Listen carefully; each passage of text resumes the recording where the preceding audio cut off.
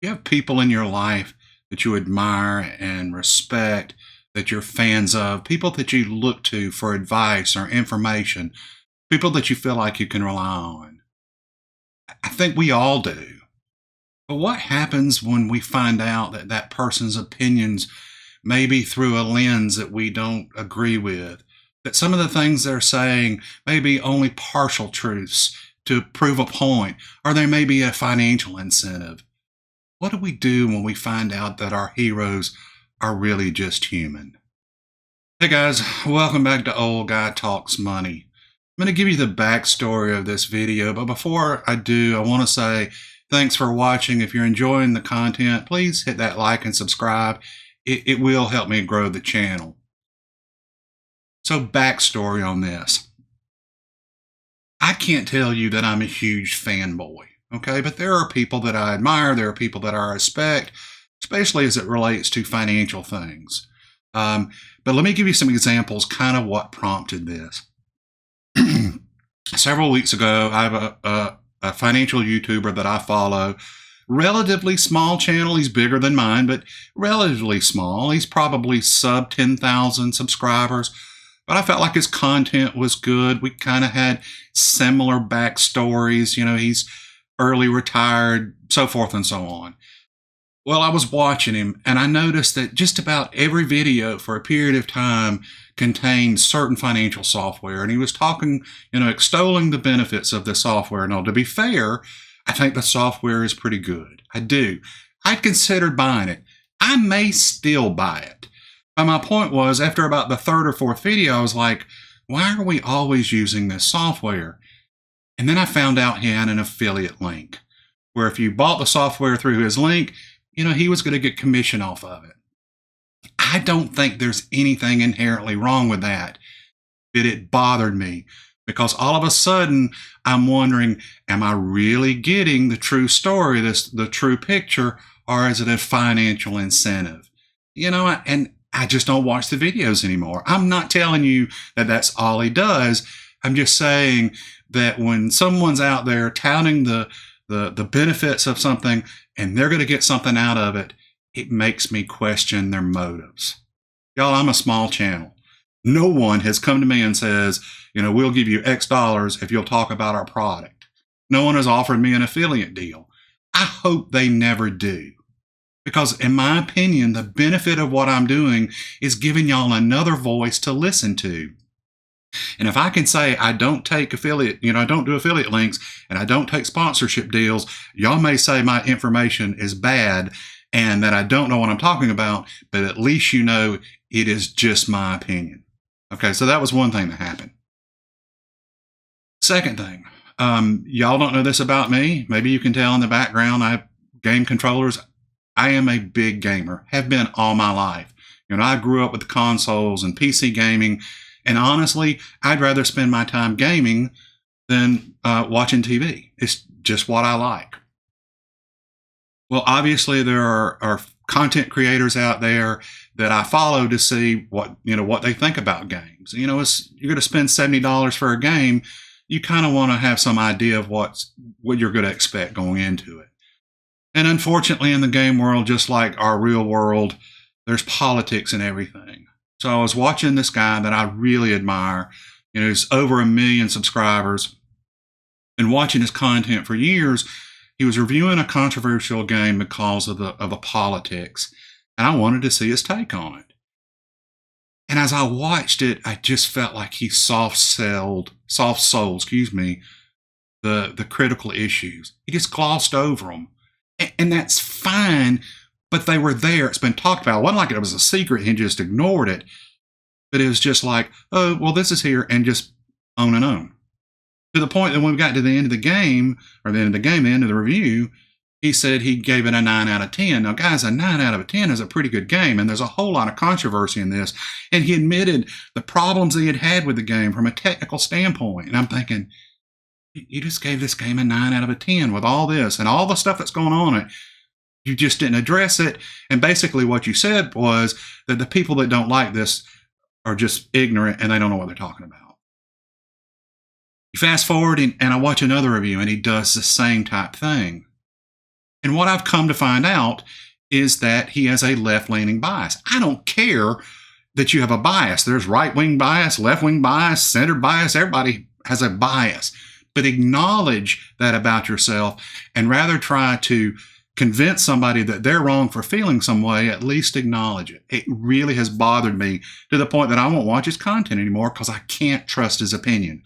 I can't tell that he's looking through it from a lens of, I think this is a game people will enjoy, and not, I want to soft sell the controversy because I think these other people are wrong.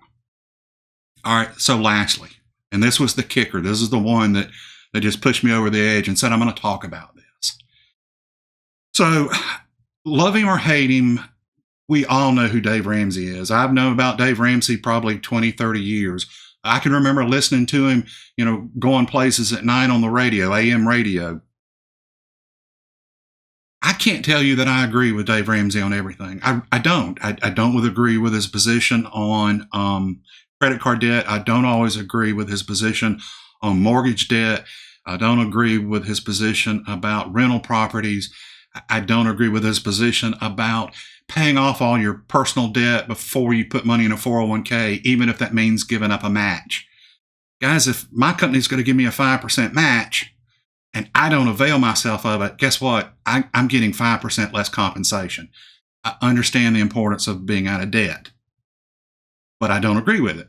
But what I can tell you is I have always respected his opinion, in the sense that he was, this is me, this is what I'm saying, and he was steadfast. Well, fast forward, and they've expanded their business, and they have a show called Smart Money Happy Hour. And I was watching it one evening, and it's George Kamel and Dave Ramsey's daughter, Rachel Cruz. And they were talking about MLMs. And I was listening, and basically they were like, MLM's bad. And then at the end, Rachel Cruz goes, but they have good energy, and I've actually spoke at these before. And I thought, what is going on here? When you do the statistics, and I'm going to give them to you, I'm going to read a report to you about MLMs. And here she is soft selling this. And I'm thinking, y'all are the people that tell, us that we can't be trusted with credit cards. I heard them today because I've been doing research for the year. We're $1.7 trillion in credit card debt, and humans are going to humans, and they can't be trusted to pay off that credit card balance every month. Nobody in the Ramsey organization has a credit card. They're not allowed to use credit cards. That's their position. Now, I can respect that. But all of a sudden, MLMs, we got to soft sell this. So I thought, why is this? Why can we be so adamant about credit cards are the devil? But MLMs, So I did some research. There are articles that say the reason that Dave Ramsey is not as opposed to MLMs is because he has friends that have done well with MLMs. Now, I can't prove that. This is just an article. And guys, part of what I'm talking about is, we've got to get all the facts. So I did more research. So I found an episode of this show that I was talking about, Smart Money Happy Hour, where they did an entire 39-minute show on MLMs. And guys, I feel like they soft sold it. They start off first by talking about the difference between a pyramid scheme and an MLM, trying to, in my opinion, justify the validity of MLMs. And as I went through it, even though they gave all this data, George Kamel gave the data about how much people make from this, you could tell it was killing Rachel Cruz. And she was saying stuff, but I know people have been very successful, and maybe these people just didn't work hard enough. And at the end, rather than saying what they would say about credit cards, don't ever get a credit card. You can't be trusted with a credit card. They end it by saying, if you're interested in MLM, these are the things you need to think about. And y'all, I've gotten to the point where I can't watch it anymore because I can't trust them. Whatever reason, to be so adamant about one thing that, obviously there are people like us that can responsibly use a credit card, but you're the devil, but we love you. And they said it in their organization. We love y'all. And there are people in the organization that are involved in MLMs. Now think about this. You cannot have a credit card, a corporate credit card at Dave Ramsey, but they acknowledge that they have people that do these MLMs and that kind of stuff. It just bothers me because basically maybe what they're saying is you do MLM and you make money and we love you. And if you didn't, maybe you didn't try hard enough. I don't know. But do you understand what I'm trying to say? Adamant. We are not going to have credit cards in this organization. But a business that has a business model that has all the problems associated with MLMs, well, we love y'all. And if y'all want to do it, fine. And it just bothered me. So I'm going to read this to you. All right. So the FTC, and I'm going to see if I can tell you when they did this. September 4th of 24, they did a report. They analyzed 70 publicly available income disclosure statements from a wide range of MLMs. It says it's big and well-known companies. The report found that these income disclosure statements showed most participants made $1,000 or less. That's $84 a month, and they may not account for expenses. So we know how these things work. Typically, you got to buy inventory or a membership fee or something. They said in at least 17 MLMs, most participants didn't make any money at all. Okay. Goes on to say the staff report also documents and provides numerous examples of how most of the publicly available MLM disclosure statements use the following tactics: emphasizing the high dollar amounts made by a relatively small number of MLM participants, leaving out or downplaying important facts like the percentage of participants who made no money, presenting income data in potentially confusing ways, and ignoring expenses incurred by participants, even though expenses can, and in some MLMs often do, outstrip income. If you do other Google searches, you can find numerous data points that basically about 1% of participants in MLMs make money. Now, guys, I'm not against MLMs. If that's what you want to do, go for it.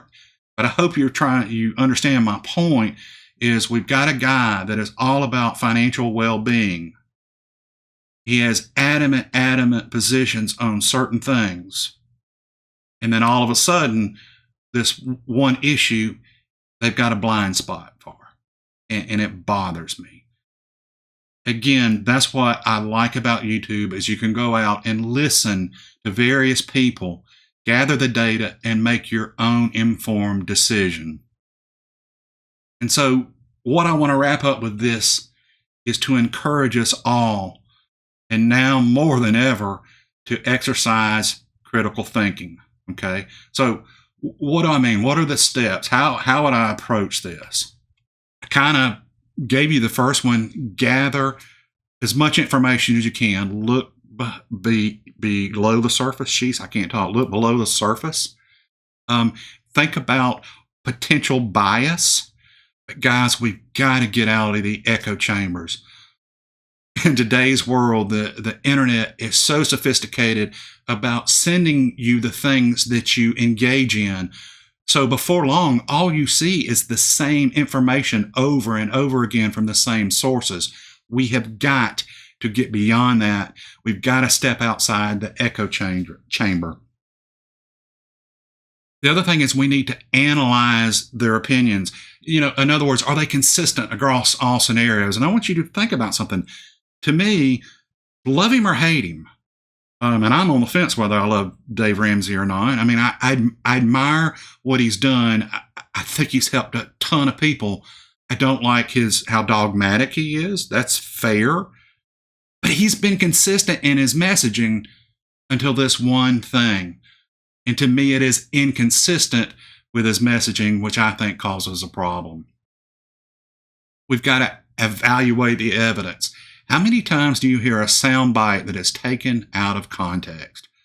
I noticed it just today. I know a situation where I watched the video of what exactly happened, and then just a little bit later saw somebody talking about it. They showed this much of the interaction, drew a whole bunch of conclusions that just weren't accurate. That's not fair, but that's what happens. Go back to what I said about the echo chamber. Go back to what I said about people trying to prove a point. Lastly, why? What is the motivation that they may do? And is it financial? Is it, I'm telling you from watching the Dave Ramsey clip, I think it's just they got friends and they don't want to offend them. I mean, I read an article said that was the case. Rachel Cruz stated out loud, we have friends that do this. They've been very successful. She threw a number out that they were making more than $500,000 a year. I think that's it, but we've got to look at and think what the motivation is. So guys, if you said to me, well, old guy, I get this. That's really interesting. And we're sorry that, these people that you kind of respected before let you down, but what has this got to do with your channel?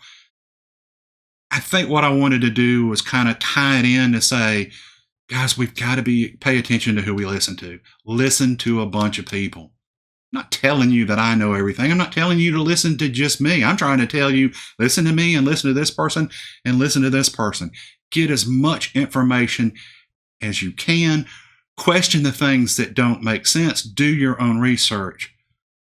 But we've got to step outside this echo chamber, and we've got to stop just listening to one person or a few select people, because sometimes their motivations, their bias may be impacting the information they give us. So guys, thanks for watching. Again, if you're enjoying the content, please hit that like and subscribe. It will help me grow the channel, and I will see y'all in the future.